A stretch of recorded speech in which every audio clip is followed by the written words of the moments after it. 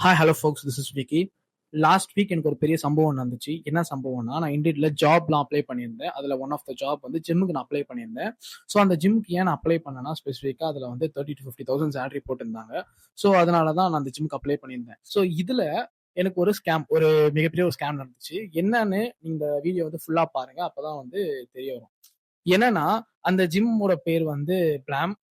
அந்த பிளாம் தான் எனக்கு ஒரு ஸ்கேம பண்ணிட்டானுங்க. ஸோ என்னோட ஒன் ஆஃப் த ஃப்ரெண்ட் வந்து அதே அந்த ஜிம் ஒன் ஆஃப் த பிரான்ச்ல ஒர்க் பண்ணியிருந்தான். அவனுக்கு வந்து 15,000 தான் கொடுப்பேன்னு சொல்லியிருந்தான்.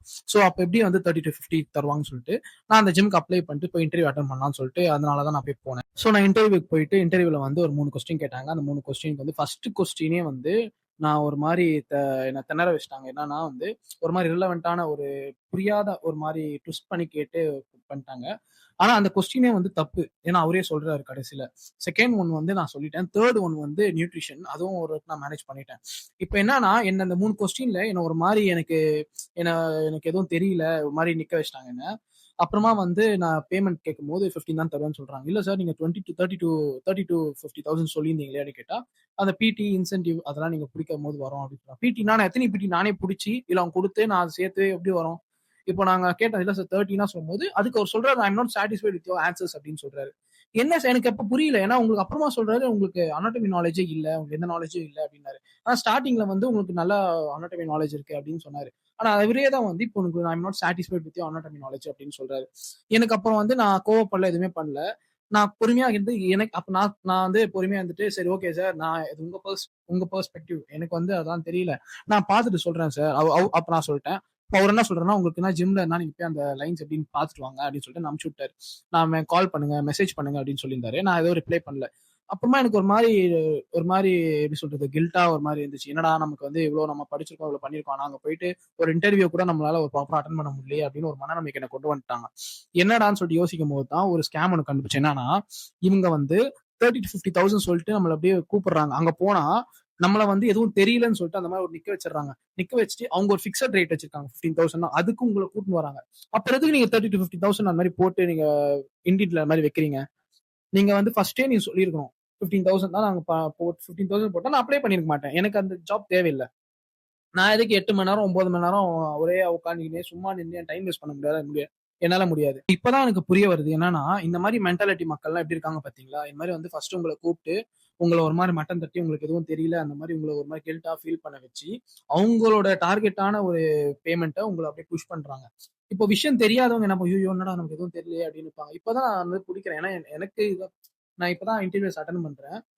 இது எனக்கு ஒரு புதுசா இருக்கு. ஏன்னா நான் 2 இன்டர்வியூ அட்டெண்ட் பண்ணி 2 ஜாப் ஒர்க் பண்ணியிருக்கேன். அவங்களும் அந்த மாரி பண்ணல. நமக்கு ஒரு எப்படி சொல்றது, ஒரு ரெஸ்பெக்ட் குடுத்தாங்க. நமக்கு அந்த மாரி பண்ணாங்க. ஏன்னா இவங்க வந்து ஒரு மாரி பண்றாங்க. நமக்கு எதுவும் தெரியல அப்படின்னு சொல்லிட்டு அவங்களுக்கு தான் எல்லாம் தெரியும். எனக்கு ஒண்ணு கேட்கிறேன். நீங்க ஃபிட்னஸ் ட்ரெய்னர் தானே? நீங்க வந்து நியூட்ரிஷனா? நீங்க நியூட்ரிஷன் இல்லல்ல. டயட்டிஸ்ட் இல்ல. நீங்க எப்படி டயட் போடுறீங்க? எப்படி எல்லாரும் தெரியும்னு நினைக்கிறீங்க? ஒரு ஃபிட்னஸ் ட்ரெய்னர்னா மசில் மூவ்மெண்ட்ஸ், அவங்களுக்கு எப்படி எந்த ஆங்கிள்ல பண்ணணும், எந்த ஒர்க் அவுட்ஸ் பண்ணணும், எப்படி மசில் பில்ட் பண்ணணும், அதுதான் படிக்கணும். நியூட்ரிஷியன்ஸ் அவங்க வேற. அவங்க தான் வந்து அதெல்லாம் படிக்கணும். நீங்க எப்படி சேர்த்து இந்த மாரி பண்றது? நீங்க இந்த மாரி சேர்த்து மிக்ஸ் பண்ணி எல்லாமே தெரிஞ்சு ஒரு குட்டைய குழப்பி அப்படி குடுக்கறதுனால தான், மக்களுக்கு எதுவும் தெரியாதனால தான் அவங்களுக்கு இந்த மாரி நெறைய ப்ராப்ளம்ஸ்லாம் வருது. இப்ப கூட பார்த்தீங்கன்னா, நான் காலையில கூட போட்டிருப்பேன். இந்த மாரி வந்து ஒரு பையன் வந்து டயட் ஜெனரலா போயிட்டு எந்த நாலேஜும் இல்லாம ஆன்லைன்ல பார்த்து டயட் அப்படியே யூடியூப் பார்த்து டயட் பண்ணி இறந்துட்டான். ஸோ இந்த மாரி ஒரு மக்கள் நம்பி பிளாங்கா போவாதீங்க ஃபர்ஸ்ட்டு மக்களே. ஸோ இந்த மாரி வந்து இந்த ஃபிட்னஸ் ட்ரெண்ட்ல நெறைய ஸ்கேம், நெறைய வந்து ஃபேக் இன்ஃப்ளூயன்சர்ஸ், ஃபேக் ட்ரெய்னர்ஸ்.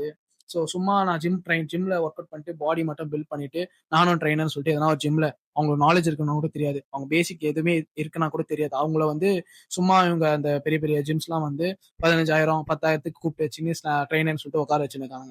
கேட்டா நான் ட்ரைனிங் குடுக்குறேன் அப்படின்னு சொல்றாங்க. ஒரு ட்ரைனிங்கும் ஒண்ணும் எதுவுமே இருக்காது. நான் தான் சொல்றேன், ஓப்பனா சொல்றேன். எந்த ட்ரைனிங்கும் அவங்க குடுக்க மாட்டாங்க. சும்மா உட்கார வச்சு கணக்க தான் காட்டின்னு இருப்பாங்க. அடிமை மாரி, ஆடு மாரி அப்படியே பின்னாடியே போயின்னு இருக்க வேண்டியதுதான். ஸோ வந்து மக்களே, ஆ ஆடியன்ஸ் இத பார்த்துன்னு இருக்கிறவங்க, நான் வந்து எனக்கு எல்லாம் தெரியும். நான் தான் அப்படிலாம் நான் சொல்ல வரல. நீங்க எந்த ட்ரெய்னர் போனாலுமே ஃபர்ஸ்ட் அவங்கள வந்து அப்சர்வ் பண்ணுங்க. நீங்க விசாரிங்க. அவங்க எப்படி எந்த கிளையண்ட்ஸ் ஹேண்டில் பண்ணியிருக்காங்க, எப்படி இருக்காங்க, அவங்க மெத்தட்ஸ் எப்படி இருக்கு அப்படின்னு பாருங்க. ஸோ இது வந்து எனக்கு ரொம்ப அஃபெக்ட் ஆச்சு. என்னன்னா, இந்த மாரி ஒரு மக்கள் வந்து இந்த மாரி வந்து கூப்பிட்டு வச்சு நம்மள ஒரு மாரி மட்டம் தட்டி, அவங்க குடுக்குற பேமெண்ட்க்கு நம்மள புஷ் பண்றாங்க. ஸோ இது ஒரு இப்ப எனக்கு அவங்க என்னன்னா, இப்போ நீங்க இல்ல சார், நாங்க இந்த மாரி வச்சிருக்கோம். இந்த மாரி சொல்லியிருந்தாலும் நான் வந்திருக்க மாட்டேன். நீங்க இந்த மாரி ஒரு மாரி பொய்யா ஒரு வலை மாரி விரிச்சு கூப்பிட்டு இது பண்றது நல்லா இல்ல. So that's all. Thank you.